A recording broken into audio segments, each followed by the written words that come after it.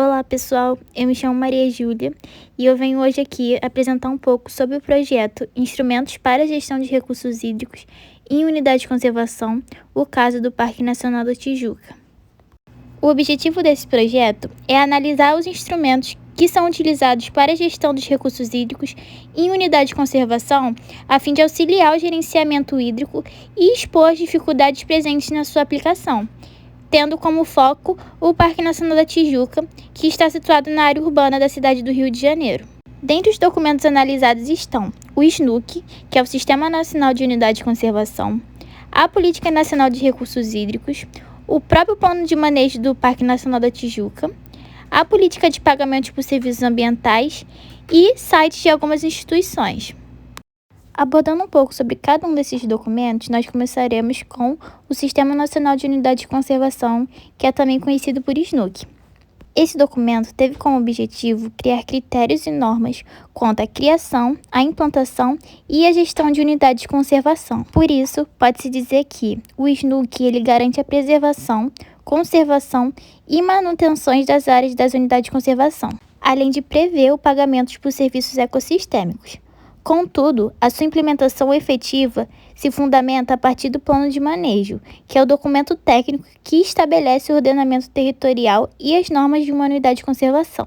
Em relação aos recursos hídricos, os artigos 46 e 47 desse documento eles são de suma importância, uma vez que eles estabelecem critérios quanto ao uso consciente dos recursos hídricos, principalmente por órgãos e empresas, sejam elas públicas ou privadas.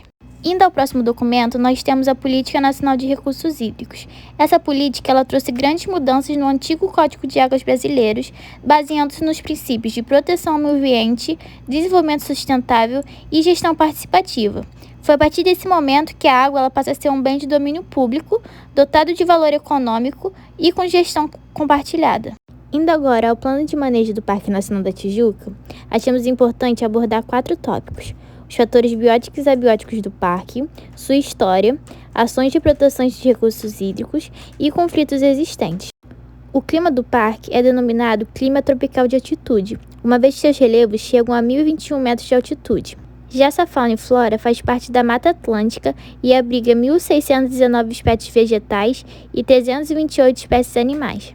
No que diz respeito ao contexto histórico, a sua criação está relacionada com a crise hídrica que foi provocada pelo ciclo econômico do café, que degradou o solo, o que tornou menos permeável e diminuiu os volumes de água nos lençóis freáticos. E, ainda hoje, há ações de proteções aos recursos hídricos no parque, como os projetos Águas e Unidade de Conservação, o Terra Azul, que é financiado pela Petrobras, e outros relacionados à educação ambiental. Porém, ainda existem conflitos e divergências quanto à competência da União ou do Estado do Rio de Janeiro na gestão hídrica, principalmente no que se refere à outorga e à cobrança pelo seu uso. Outra política muito importante é a política de pagamentos por serviços ambientais. Essa política teve seu início na Costa Rica em 1997, com foco em remunerar os proprietários de terras que mantivessem florestas preservadas. E ainda hoje utiliza os princípios do direito ambiental, do usuário pagador e do protetor recebedor. Porém, foi somente depois de mais de 2 décadas em que essa política é discutida na América que o Brasil estabeleceu esse conceito no território por meio da Lei 14.119. Por fim, analisamos sites de algumas instituições. A primeira delas foi a SEDAI, que é o principal usuário dos recursos hídricos dentro do Parque Nacional da Tijuca. Dentro da unidade, há 3 estações que captam água. São elas o Sistema Afonso Viseu, o Sistema Gávea Pequena e o Sistema Paineira. Porém, foi somente em 2015 que essa captação ela foi oficializada e regulamentada a fim de reduzir a dependência da cidade em relação ao Sistema Guandu.